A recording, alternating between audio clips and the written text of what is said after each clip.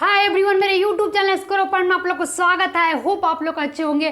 तो आज का क्लास होगा वो सीडीपी का। वो सीडीपी में आप लोग को आज पढ़ाएंगे हम जीन पियाजे का नैतिक विकास का सिद्धांत है उसको आज हम देखेंगे। इससे पहले मैं आप लोग को जीन पियाजे का जो पॉइंट्स से सारा चीज़ देख लिया। अगर आप लोगों ने वीडियो नहीं देखा तो जरूर देखिए।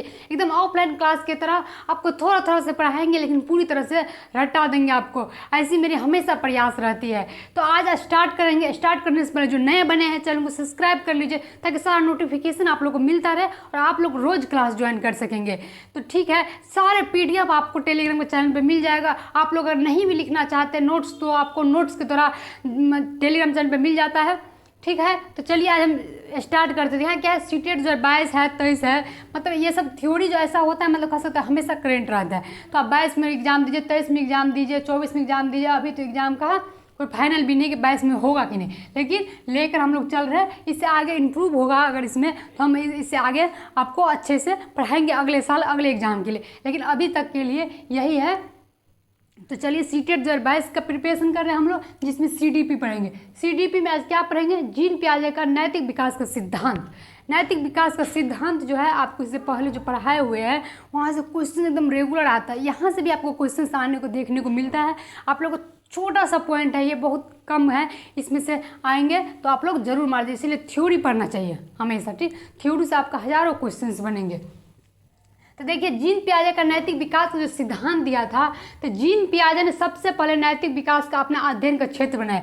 जीन पियाजे ने क्या किया, अपना अध्ययन का क्षेत्र जो है नैतिक विकास को माना। नैतिक विकास का मतलब ही होता है मतलब नैतिकता। जीन पियाजे ने समझा कि अच्छा, इसको नैतिकता के बारे में हमको पूरी तरह से कि आदमी नैतिकता कर पाता है, सही गलत का समझ है या नहीं, इस पर वो अध्ययन का क्षेत्र बनाया। यही इसका मेन पॉइंट्स होता है। ठीक है, इसके लिए पियाजे ने बालक ने नैतिक विकास का एक बुक लिखा। मतलब पियाजे ने बालक पर एक नैतिक विकास का जो बुक लिखा था, उस बुक का नाम है the moral judgment the moral judgment of the child. ठीक है, ये बुक लिखा था वो जो आपको क्या बोलते हैं नैतिक विकास पे लिखा था कि बच्चे इस बुक में ये आपको दिखाया गया है कि बच्चे नैतिकता पर मतलब जो सही या गलत का डिसीजन कैसे ले जाता है। एक कह सकते हैं नैतिकता को मतलब नहीं कहता है गाँव में जो कोई काम होता है, अच्छा ये काम सही है मतलब नैतिक है। सिंपल सा बात, उसको आप गाँव भाषा में समझ लीजिए। नैतिकता का मतलब होता है कि कोई चीज़ को नैतिक रूप से कर पा रहे, वो सही या गलत को समझ पा रहा है या नहीं पा रहा। सारी बात को आप दूर कर दीजिए, इसी बात को ध्यान रखना है। इससे इसके बाद जो ये इसका होगा, इसके बाद एक उसका मानना था कि बच्चे का नैतिक निर्णय, लेकिन वो क्या किया, जीन पियाजे तो नैतिक विकास पर सिद्धांत दिए, लेकिन उसका मानना था मतलब सिद्धांत मतलब अति करने के बाद पूरी तरह से रिसर्च करने के बाद उसका मानना था कि बच्चे में जब परिपक्वता आती है तभी नैतिकता विकास की मतलब गुण आती है। मतलब जब जब बच्चे का उम्र बढ़ता है तभी वो समझ पाता है कि नैतिकता मतलब सही और गलत क्या है, या उस सिचुएशन के अनुसार वो बातें करता है, ये बोला गया है। इससे पहले इसमें तो यहाँ सारी बातों को हम लिख दिए हैं कि उसका मानना था, क्योंकि लिखने से क्या होगा, आप एक बार पढ़ भी लेंगे तो आपको ज़रूर समझ में आएगा। उसका मानना था कि बच्चे में नैतिकता निर्णय का एक विकास का एक निश्चित क्रम है।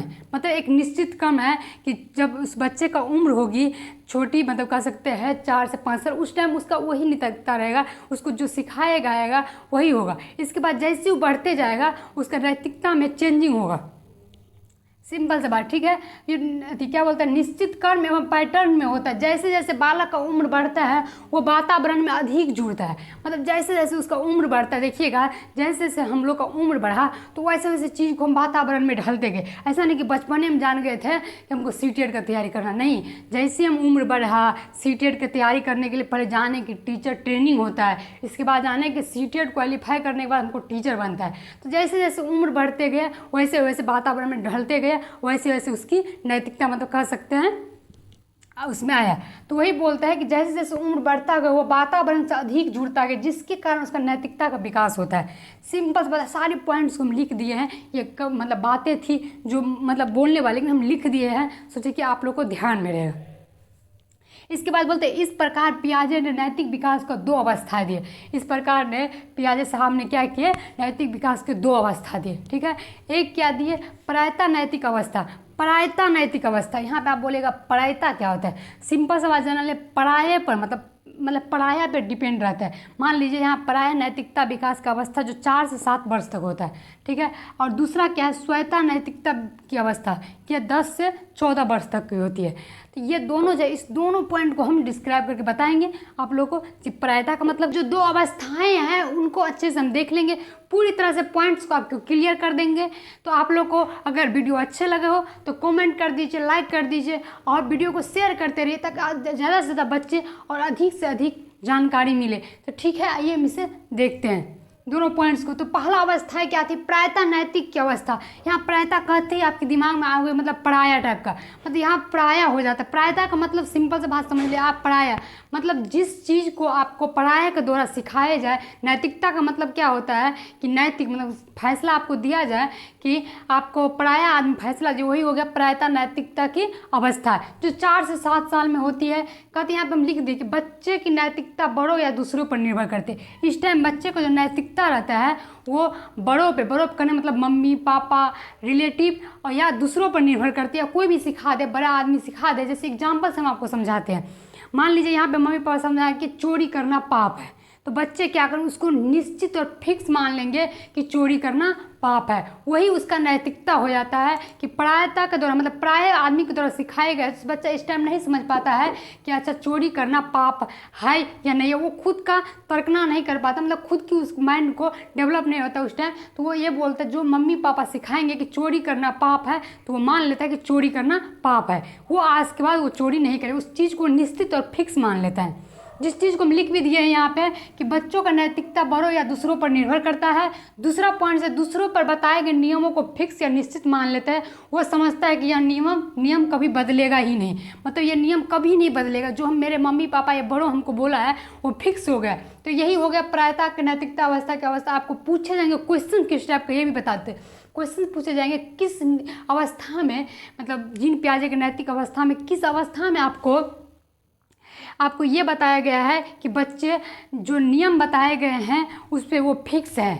तो आपको पहला मार देना या कुछ भी पूछे, चोरी करना पाप है, ये बच्चे का किस नैतिकता अवस्था में आता है, तो ये आपको यहाँ पे देना पड़ेगा प्रायता नैतिक अवस्था। ठीक है, ऐसे क्वेश्चंस पूछे जाएंगे। और यहाँ से दूसरा जो है आपको दूसरा जो इसका अवस्था है कि स्वायत्ता नैतिकता की अवस्था। जैसी स्वायत्ता आती है तो आपको समझ में आनी चाहिए कि स्वयं मतलब बच्चे स्वयं के द्वारा सोचने लगते हैं यहाँ पे कि अच्छा जो बोल रहे हैं मम्मी पापा चोरी करना पाप है, ये है कि नहीं है। तो यहाँ पे आपको एग्जाम्पल तो हम समझाएंगे, बहुत ही अच्छे से आपको पॉइंट्स को हम डिस्क्राइब कर देंगे। कहते हैं इस अवस्था में बालक नैतिकता निर्णय खुद के अनुभव पर निर्भर करता है। बच्चे इस टाइम पूरा अनुभव हो जाता है उसको कि नहीं ये गलत है या मतलब नहीं है। पूरी बात को थिंकिंग करने लगता है, पूरी तरह से वो सोचने लगता है कोई भी बात को। ये दूसरे पर यहाँ पे निर्भर नहीं रहता है कि दूसरा बोल दिया कि नहीं चोरी करना पाप है तो यहाँ पे ये चोरी करना छोड़ देगा, ऐसा नहीं है। तो यहाँ नैतिकता निर्णय खुद पर अनुभव के पर निर्भर हो जाता है।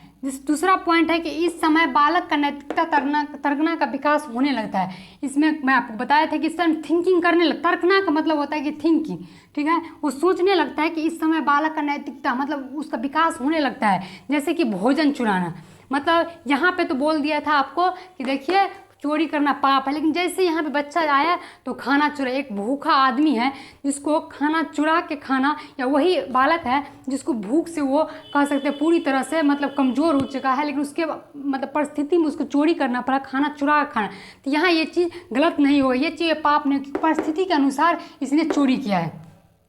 तो यहीं पे ये बोला गया है कि वो परिस्थिति के अनुसार यहाँ पे निर्भर रहता है बच्चा, कि मतलब खुद पे निर्भर करता है, ऊपर जो परिस्थिति आएगा वही अनुसार वो ढलेगा, मतलब करना पड़ता है। यहाँ ये गलत नहीं हुआ।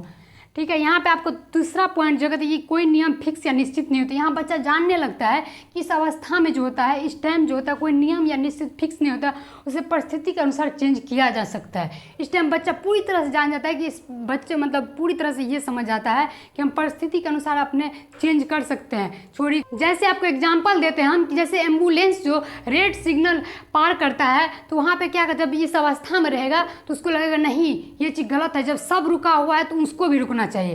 लेकिन जैसे ही इस अवस्था में आया तो उसको ये परिस्थिति पता होगा कि एम्बुलेंस जो होता है इमरजेंसी में है तो उसको जाना ये सही बात है। तो यही बोलते हैं वो परिस्थिति के अनुसार मतलब वो चेंज किया जा सकता है, यही कहा जाता है। यहीं पे एग्जाम्पल देकर हम आपको पूरी तरह से क्लियर कर दिए। देखिए तो ये सारी पॉइंट्स हैं जो क्या है, जीन पियाजे का नैतिक विकास का सिद्धांत था। इससे आगे कुछ नहीं है। आपको इतने में से क्वेश्चंस आना होगा तो आएगा, आपको आने की भी संभावना होती है। क्वेश्चंस भी किस टाइप के पूछा है तो आपको हम बता दिए हैं। तो आज के लिए इतना ही।